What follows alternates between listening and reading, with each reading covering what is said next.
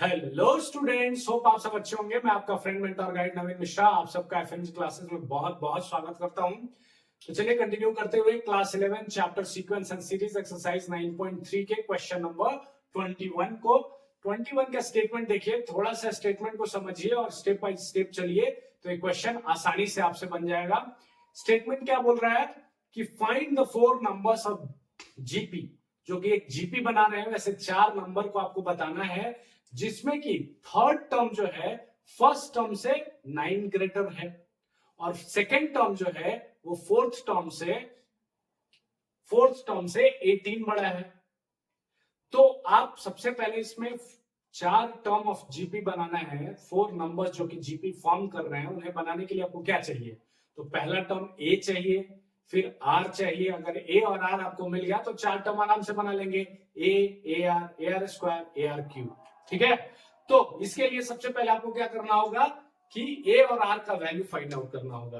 तो जो equation given है, जो क्वेश्चंस गिवन है, स्टेटमेंट गिवन है, उस स्टेटमेंट को लेते हुए हम इसको आगे बढ़ाते हैं।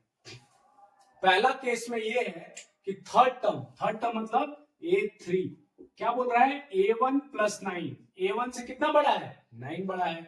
अब A3 को हम क्या लिखते हैं? मान लीजिए अगर हम जीपी में चार टर्म लिखेंगे तो a r square, a r cube, यही चार टर्म लिखेंगे।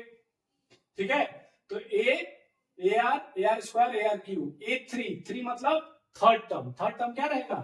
ए r square is equals to a one क्या रहेगा? ए रहेगा प्लस 9।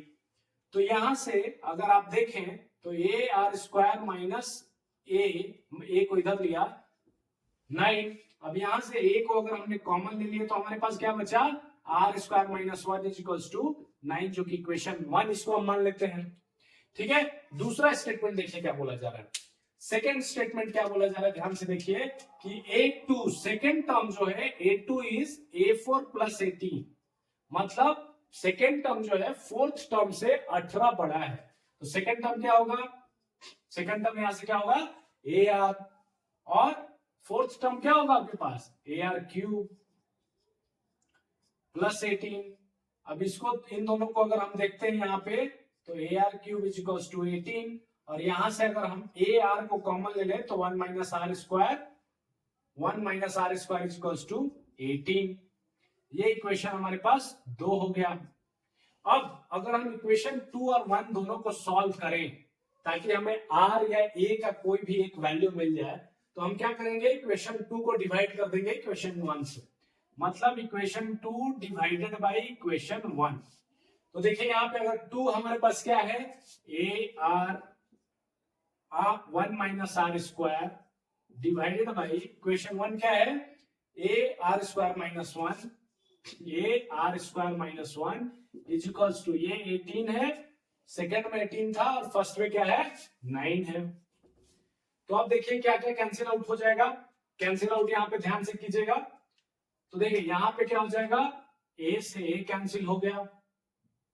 अच्छा, यहाँ पे 1 माइनस आर स्क्वायर है और नीचे में क्या है? आर स्क्वायर माइनस 1 है।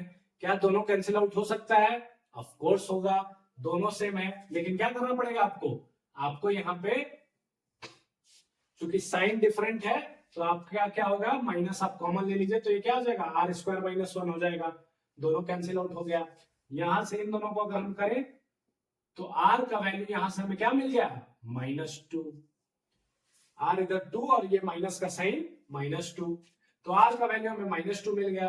अब किसी भी एक इक्वेशन में आर का वैल्यू रखिए तो हमारे पास ए का वैल्यू मिल जाएगा। तो आर का वैल्यू यहां पे मिल गया हमारे पास। ए क्या है? A into r square minus 1 is equals to 9। ये हमारे पास इक्वेशन 1 है। अब इस इक्वेशन 1 में हमें क्या करना है? आर का वैल्यू डालना है। तो ए इंटू आर का वैल्यू -2 का square minus 1 is equals to 9। अब यहां से -2 का स्क्वायर क्या हो जाएगा? +4। तो a is equals to +4 minus 1 is equals to 9। a into 3 is equals to 9। तो a का वैल्यू यहां से क्या आ गया? 9 डिवाइडेड बाई 3 मतलब 3। तो r का वैल्यू आपको मिल गया और यहाँ पे फिर आपको a का वैल्यू मिल गया। a का वैल्यू कितना मिला आपको? तो a इज इक्वल्स टू 3 और r इज इक्वल्स टू -2। तो हमें क्या निकालना है? फाइंड 4 नंबर्स जो कि जीपी फॉर्म कर रहे हो। तो 4 नंबर पे क्या होगा, a r square a r cube, a की जगह आपको 3 मिल गया, ए आर की जगह क्या मिलेगा, ए 3 इंटू आर का वैल्यू -2 तो -6, ए आर स्क्वायर होने से क्या हो जाएगा, आर 4 इंटू 3 12 और प्लस में 12 चला जाएगा, क्यों, क्योंकि -2 का स्क्वायर क्या हो जाएगा, +4 हो जाएगा। देन ए आर क्यूब 3 होने से -8 इंटू 3 -24 हो जाएगा। ठीक है, तो ये 4 वो टर्म्स हो गए जिन्होंने जीपी बनाया है और जिसका ये कंडीशन फुलफिल कर रहा है। ठीक है, तो ऐसे स्टेप बाय स्टेप आपको सोचते जाना है, जो क्वेश्चन का स्टेटमेंट लिया है वैसे ही करते जाना है, finally will reach to your answers. Okay, hope आप सबको समझ में आया होगा। Thank you so much.